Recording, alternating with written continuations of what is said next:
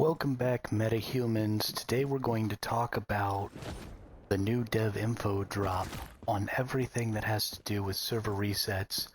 Everything that I have been hoping for has come true, and I am so excited about the server reset now, and I want to share that information and that excitement with you all today. So the first thing I want to talk about is I want to talk about the huge W that casual players are taking once again when it comes to server resets. Right now, everybody's very concerned about not being able to complete everything that's going on in the scenario that you're in within that 6-week period or whatever that server's season duration is going to be. And we want to make sure that casual players are always going to be able to complete all the content that they want and get the most use out of those seasons. That's why things roll out so slowly. That's why seasons seem to have so little content for those really hardcore players. And it's because we need to make sure that those casual players are able to keep up. And so now those players who are even maybe only playing 5, 6, 7 hours a week are going to be able to get through the core content of these servers, because we are being told by the devs today that there is going to be an extra up to 4 weeks of time that you can continue to play on a server after Phase 6 happens. So you'll have plenty of time if there's anything that you've missed, if there's anything you haven't quite completed, to go ahead and get through that. Now, it is going to be important to spend time getting through the main storyline and progressing those primary objectives while everybody is within the story, while everybody's still in the server and nobody's moved over to new scenarios, because you are going to be losing a lot of your player base on that server during that last 4 weeks, but it is going to leave time open for you to progress through those things that maybe you've missed, maybe some of your side quests, maybe go hunt some deviants, maybe go do a couple of little things like that that you need to do, finish up some commissions, anything like that that you need to use up some controllers. Just make sure that you're getting the most out of your season before the season totally goes away. So you're going to get an extra up to 4 weeks to take care of all that stuff, and that is just a huge W for casual players. The next thing that was dropped that is just super, super cool is talking about the scenario update timeline and what we're going to be looking at with the new scenarios. So in September and October, we are getting new scenarios. September, we're getting a new PvP scenario that's going to be called Prism versus Clash. And that is actually going to be a faction warfare scenario, which I am really, really excited about, because as you know, I've talked about on this channel a lot that I think that the highest tier of community should be run by the system, right? I don't like warbands because it puts a player individual in charge of gatekeeping who has access to that warband tier content. And I really, really hate that. With a faction system, you're going to be joining in-game factions, you're going to be a part of an in-game community that is controlled by the system, and so there's not going to be any single player who can gatekeep you from being able to join that faction and being able to participate in that content if you're a solo player or a small group player. And I think that is one of the most important things in a PvP-driven MMORPG game. You cannot give control of the highest tier of community to a player, because that player's responsibility is to make sure that everybody is feeling equal in the time that they're committing and the value that they're producing to the community. And so they're just naturally going to have to get rid of players who maybe play less, who aren't as skilled and stuff like that. And it really just gatekeeps a big majority of the community from ever being able to participate in those warband tier activities. For example, I would say that at least 50% of the PvP community has not been able to interact with the war system or control of frontier territories. I myself, I always play solo or in extremely small groups. I have not been able to be in a war yet because of that, because I don't want to be beholden to a warband and expected to do X, Y, or Z as part of that warband. And so I am completely barred from that content, which is fine. I don't mind not playing that content, but I'm not the only one. There are lots of players out there being barred. So I'm really, really looking forward to how this is going to change when we start having a faction system in some of our scenarios. I think that's really going to be important for some of our solo and small group players. Now, next, something I want to talk about is going to be the differences in scenarios. So they dropped a little bit of information about some different things that can be different, and there's some infographics that they put out. Number one is survival mechanics. We're going to be looking at um, potentially increases to the difficulty of survival in the game. Right now, the food mechanic, the water mechanic, these things don't do damage to you, right? They reduce your carrying capacity, they slow you down a little bit, but they're extremely easy to overcome, and they don't really affect you a whole lot. So I imagine this will likely happen primarily in PvE servers, but difficult survival mechanics like harsh environments or new survival elements are going to be added to servers in the future, and different scenarios so that we can have a more survival based experience. And I think that is a huge, huge W for Once Human. Maps. We're going to have different maps that some scenarios are on. Again, this is going to be super, super important because exploration, MMOs and survival games are about exploration, not just exploration of maps, but also exploration of systems. So getting new maps to go drive around, we've got all these wonderful vehicles, we've got these wonderful traversal mechanics like our glider, and it really just, I want to have a reason to get out there and explore the world, and we're going to be getting new maps to do that in. New enemies and dungeons, of course. We always assumed that this was going to be a thing, right? Games are constantly creating new enemies, creating new bosses, stuff like that. And if Once Human wasn't going to do that, then the game wasn't going to progress very far. So I'm glad to see that that's on the radar. Scenario durations. Now, this is something I've been talking about a lot.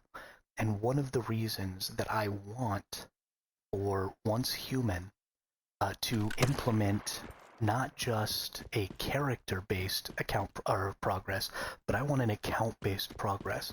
Because if you're going to have scenarios with different durations, if you're going to have scenarios that are running while other scenarios are running, you're going to run into situations where players have a hard time accessing maybe some of these shorter scenarios because they're already going to be playing some of these longer scenarios um, that are going to be overlapping with that time, and you don't want a player to have to wait inside of Eternaland for one of these other shorter duration scenarios to pop, because you're not going to be able to put all of these scenarios up all the time, right? They're not going to be rolling out a new server for each scenario every single day.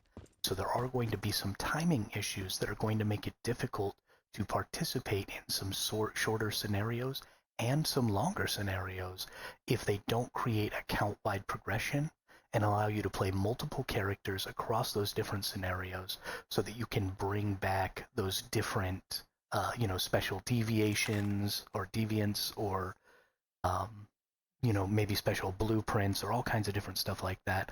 You need to be able to access those shorter duration servers and scenarios. So I really hope they bring out an account-wide progression, but nothing has been put on that yet. And the last thing is scenario size. The maximum number of players may differ between scenarios. So what we've been seeing so far, we've had some relatively small servers so far, but in the future, not only are we maybe going to see different numbers of players, but with that is likely going to be larger or smaller maps. And that is really going to change the dynamic and really bring out the MMO and MMORPG for us. So I'm really, really excited about the direction that Once Human is taking, about the way they're going to be varying those scenarios and those servers and those seasons, because I think it's going to really make for a dynamic, fun, customizable experience. And again, that's a huge W for the casual player base, because when you get to customize the type of content that you're accessing, it means that you get to have the experience that you want to have. And so I'm very, very excited about that.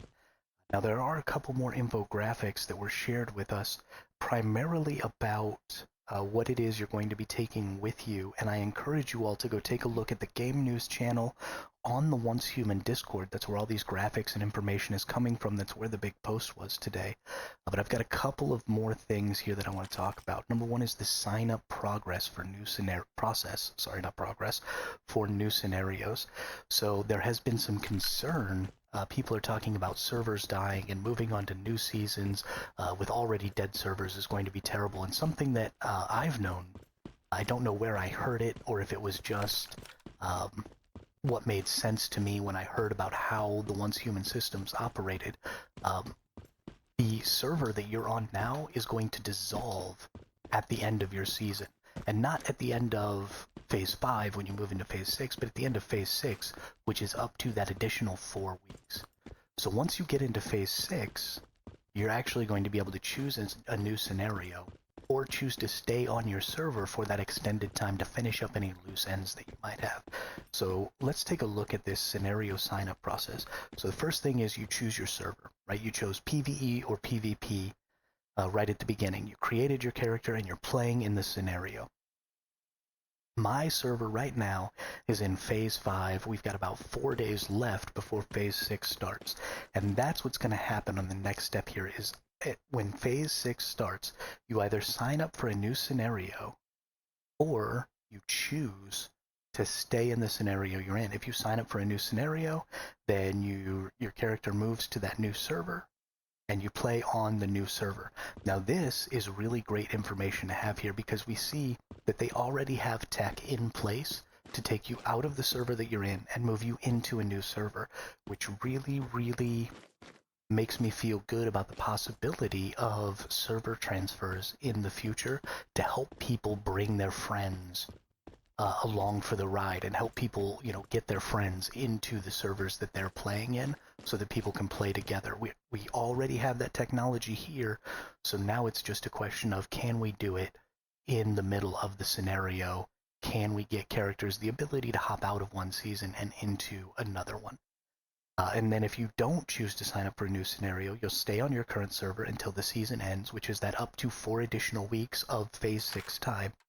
And then if you choose not to sign up for a scenario at that point, then you'll just move to Eternal Land, and your character will just stay in Eternal Land until you decide to come back.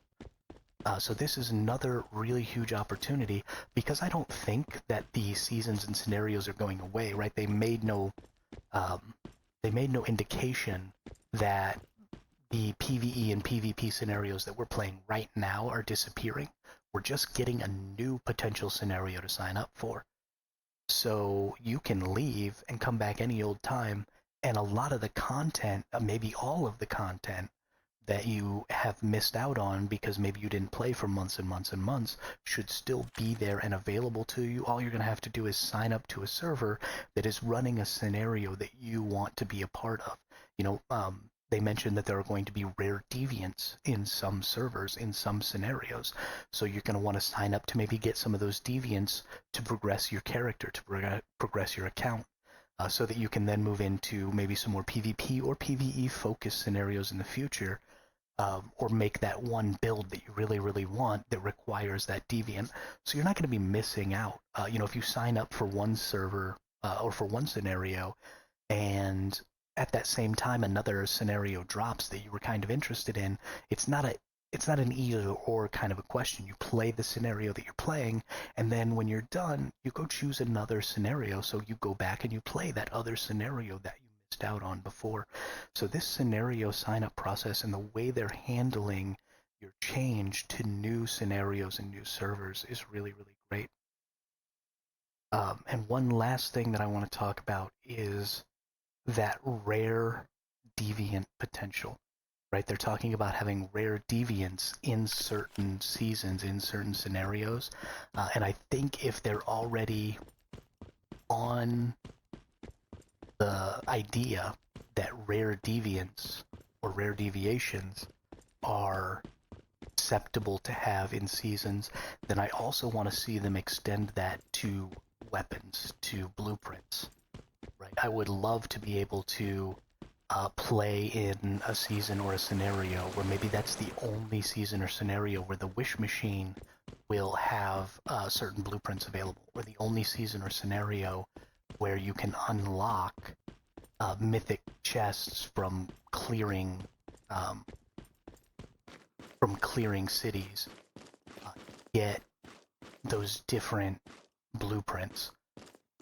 And so now we have a reason to try out and play a bunch of different types of scenarios and seasons. I'm really excited for scenario-specific loot in this game because it's going to draw people back into seasons that maybe have not been played in a while, so that the community who took a break, that casual community who's not necessarily always playing, can still get in those scenarios and still have people who are needing to go back and do those things, maybe repeat scenarios multiple times, so that you can get, you can farm out that 5 of 5 of that deviant that you really want.